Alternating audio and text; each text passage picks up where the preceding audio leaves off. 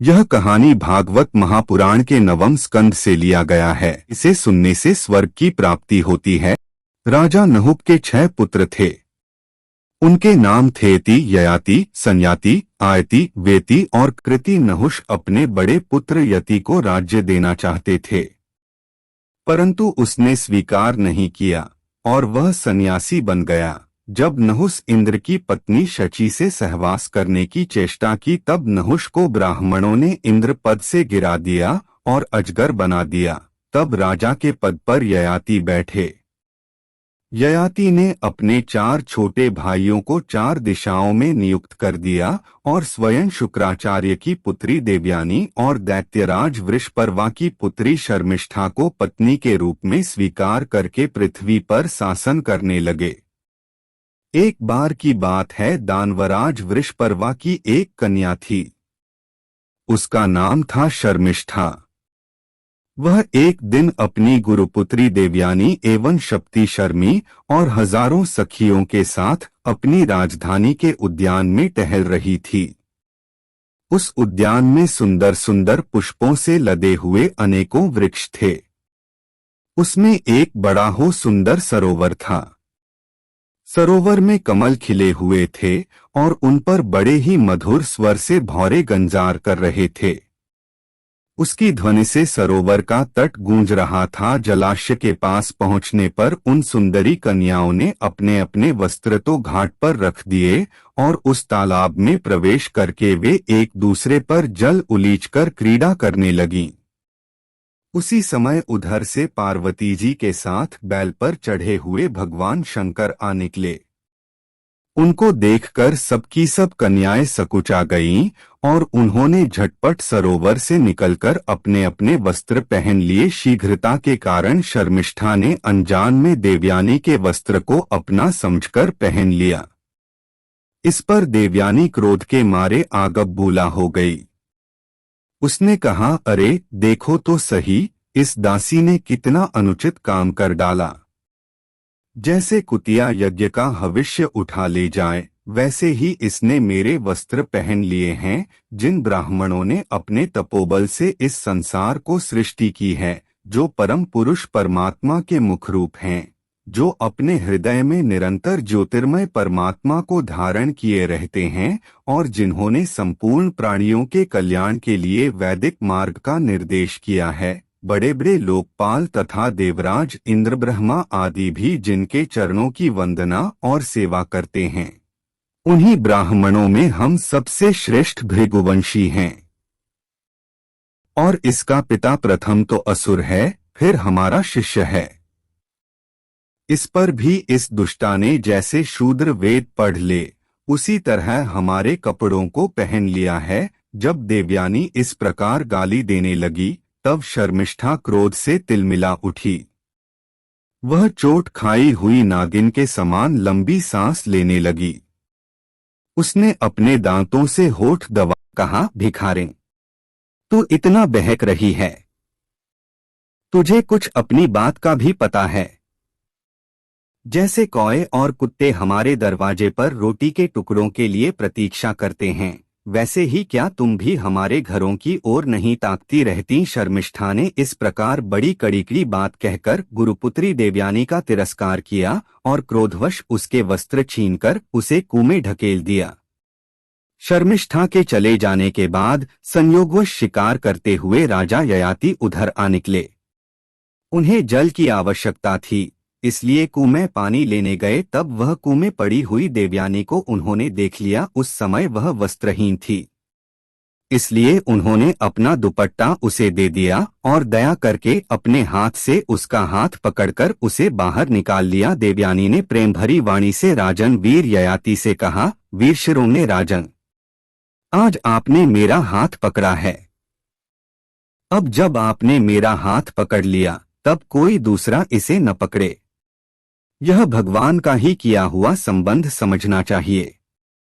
इसमें हम लोगों की या और किसी मनुष्य की कोई चेष्टा नहीं है।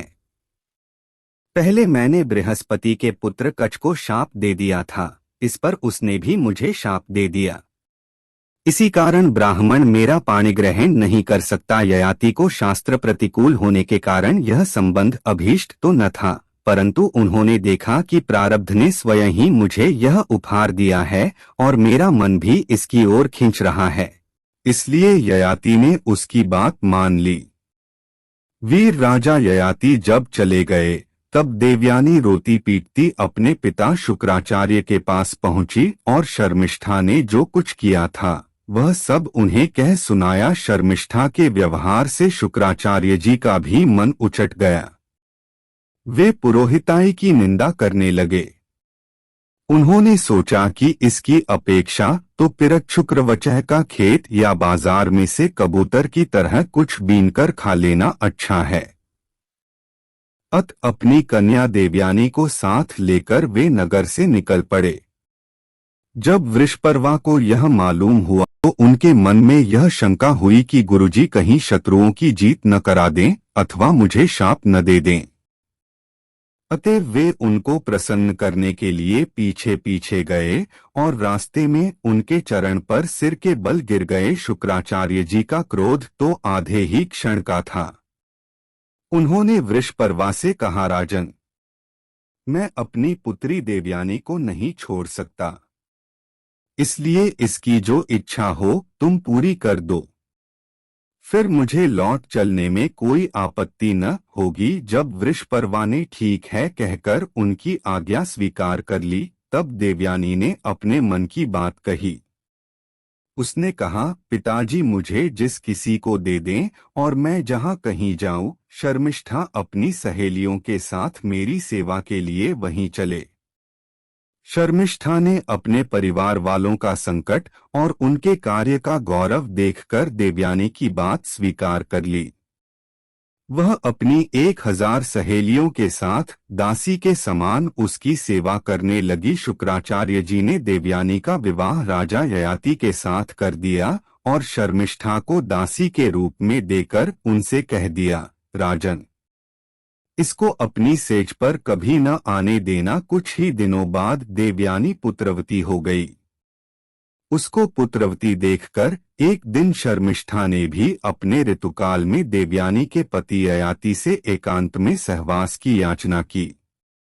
यह देखकर धर्मज्ञ राजा ययाति ने शुक्राचार्य की बात याद रहने पर भी यही निश्चय किया कि समय पर प्रारब्ध के अनुसार जो होना होगा हो जाएगा। देवयानी के 2 पुत्र हुए, यदु और तुर्वसु, तथा वृषपर्वा की पुत्री शर्मिष्ठा के 3 पुत्र हुए, हुह्यु, अनु और पुरु। जब देवयानी को यह मालूम हुआ कि शर्मिष्ठा को भी मेरे पति के द्वारा ही गर्भ रहा था, तब वह क्रोध से बेसुध होकर अपने पिता के घर चली गई।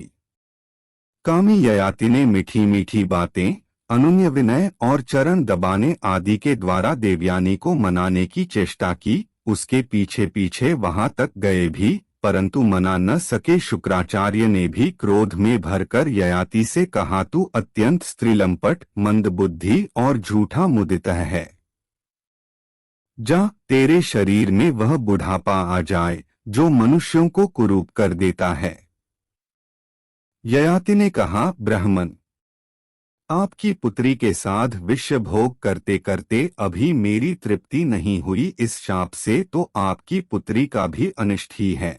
इस पर शुक्राचार्य जी ने कहा, अच्छा जाओ, जो प्रसन्नता से तुम्हें अपनी जवानी दे दे उससे अपना बुढ़ापा बदल लो। शुक्राचार्य जी ने जब ऐसी व्यवस्था दे दी तब अपनी राजधानी में ययाति ने अपने बड़े पुत्र यदु से कहा, बेटा, तुम अपनी जवानी मुझे दे दो और अपने नाना का दिया हुआ यह बुढ़ापा तुम स्वीकार कर लो, क्योंकि मेरे प्यारे पुत्र, मैं अभी विषयों से तृप्त नहीं हुआ हूं, इसलिए तुम्हारी आयु लेकर मैं कुछ वर्षों तक और आनंद भोगूंगा।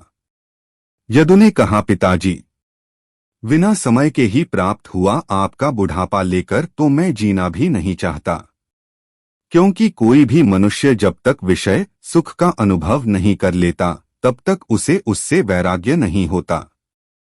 इसी प्रकार तुर्वसु, द्रुह्यु और अनु ने भी पिता की आज्ञा स्वीकार नहीं था। वे इस अनित्य शरीर को ही नित्य मान बैठे। हम अब ययाति ने अवस्था में सबसे छोटे किंतु गुणों में बड़े अपने पुत्र पुरु को बुलाकर पूछा और कहा, बेटा, अपने बड़े भाइयों के समान तुम्हें तो मेरी बात नहीं टालनी चाहिए। पुरु ने कहा, पिताजी, पिता की कृपा से मनुष्य को परमपद की प्राप्ति हो सकती है। वास्तव में पुत्र का शरीर पिता का ही दिया हुआ है। ऐसी अवस्था में ऐसा कौन है जो इस संसार में पिता के उपकारों का बदला चुका सके? उत्तम पुत्र तो वह है जो पिता के मन की बात बिना कहे ही कर दे, और जो किसी प्रकार भी पिता की आज्ञा का पालन नहीं करता, उसको तो पुत्र कहना ही भूल है। वह तो पिता का मलमूत्र ही है। इस प्रकार कहकर पुरु ने बड़े आनंद से अपने पिता का बुढ़ापा स्वीकार कर लिया। राजा ययाति भी उसकी जवानी लेकर पूर्ववत विषयों का सेवन करने लगे। वे पिता के समान भली भांति प्रजा का पालन करते थे।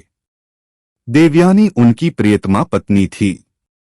वह अपने प्रियतम ययाति को अपने मन, वाणी, शरीर और वस्तुओं के द्वारा दिनों-दिन और भी प्रसन्न करने लगी और एकांत में सुख देने लगी।